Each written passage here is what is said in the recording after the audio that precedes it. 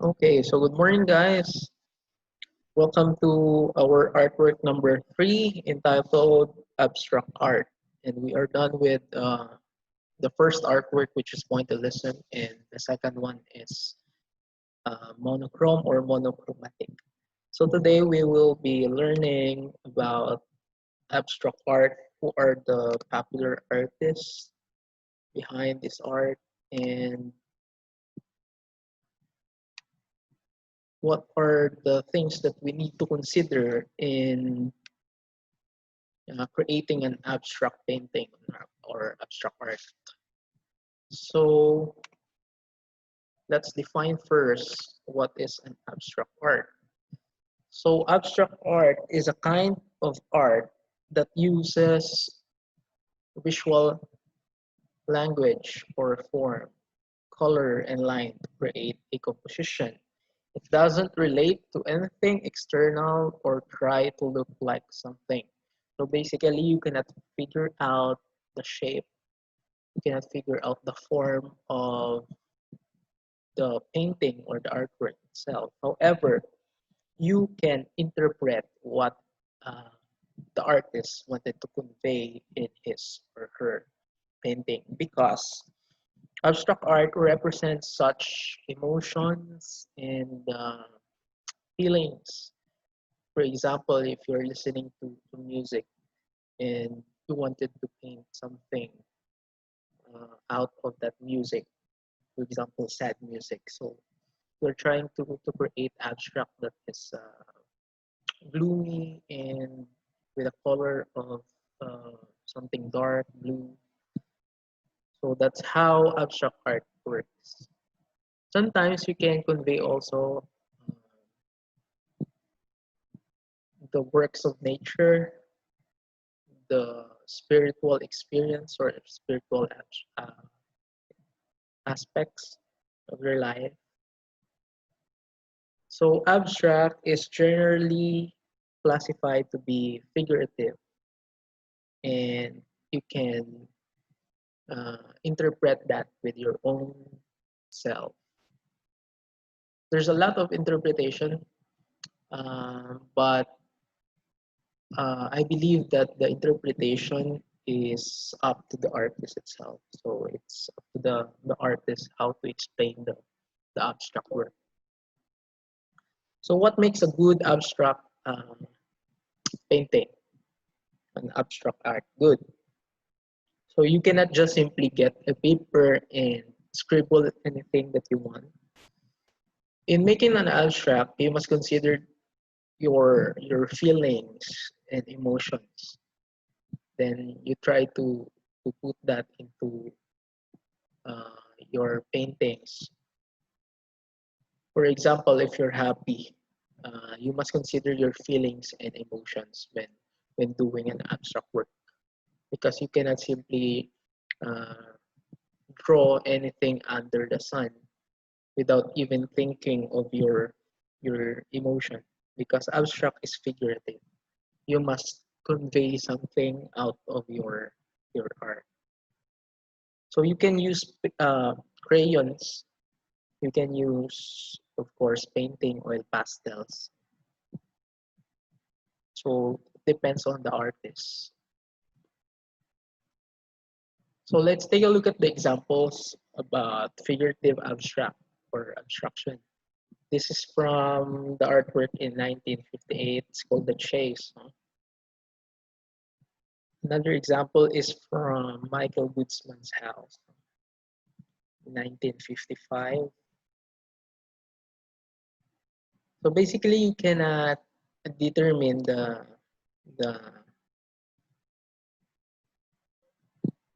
the things that the artist wanted to convey. However, you can figure out what he's trying to do because of some shapes that are well uh, painted with details, just like the houses. You can see houses, trees, pavements, the roads, and the mountains.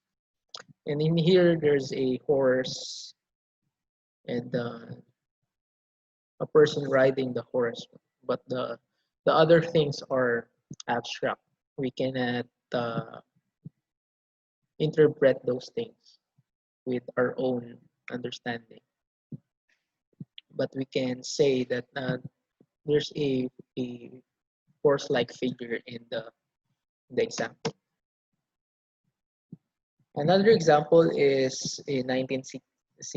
There's no title in there, but there's a lot of abstraction in here. My interpretation for this is maybe there's a person's, there's a human-like structure in here. However, it's not definite what I'm looking for. We have also Jackson Pollock. So there's a lot of abstraction in here. We cannot understand the, the meaning of this. Only Pollock can explain these things. Costial, a lot of colors that we use. And Pagani, just strokes of paintbrush and paint oil paintings. We have here Renata Bernal. She's very popular in the abstract world of painting. She was born in Germany in 1937. So at the age of 13, she came to America. And in that early age, she was already in School of New York and graduated as Bachelor of Arts few years after her uh, after she enrolled in that university or school. She got degree in fine arts. So look at the qualifications of Bernal. She's very good at this. Let's take a look at the examples of or the paintings of Bernal.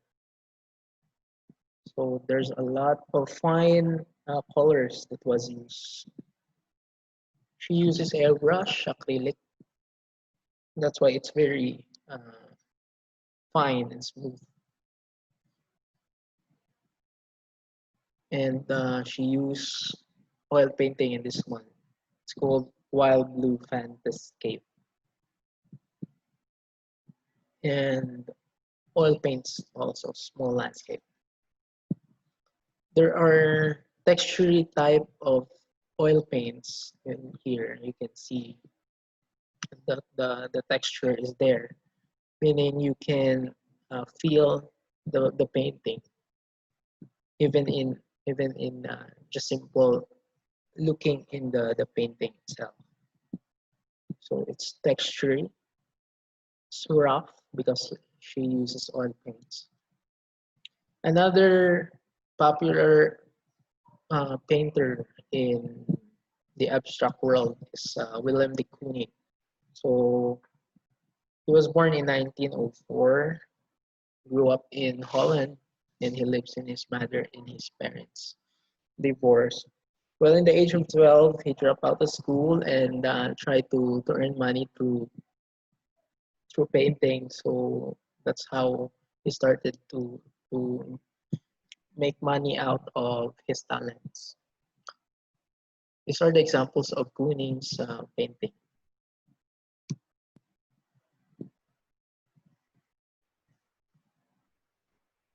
Okay, now let's take a look at the video on how to create. This is a sample video on how to create a abstract. So in a canvas, the artist used colors. This is probably an oil paint.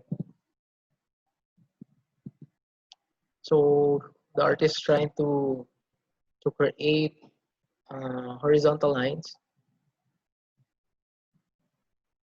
by simply dropping the paint in the canvas.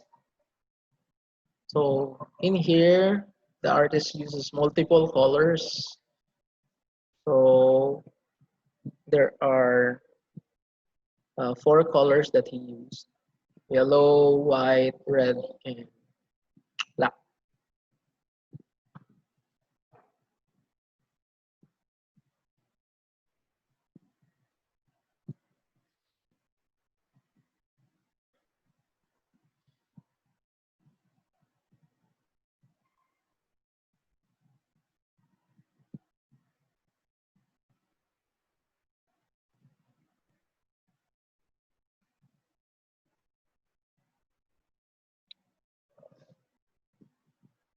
So the artist is trying to create figures already, an abstract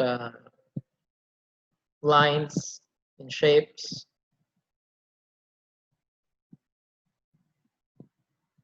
I think the artist is trying to create a fire, a flame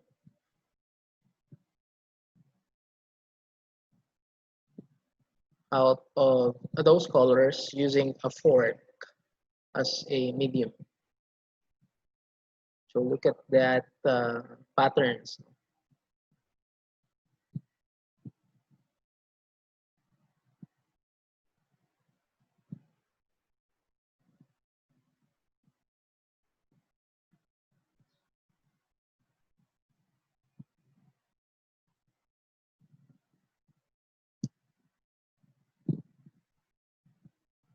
The artist is now trying to give details.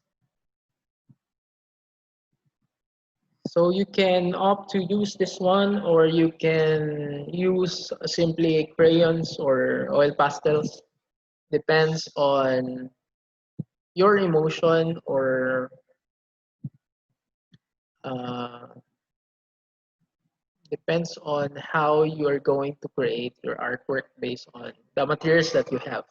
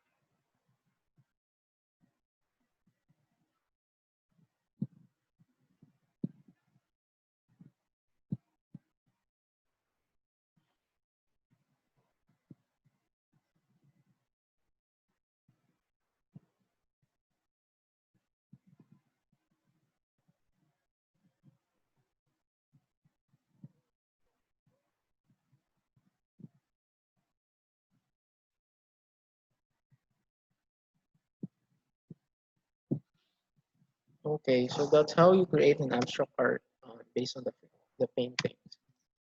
Okay, so in the LMS, I want you to take a picture again of your artwork. You may start your artwork now on artwork number 3 on abstract.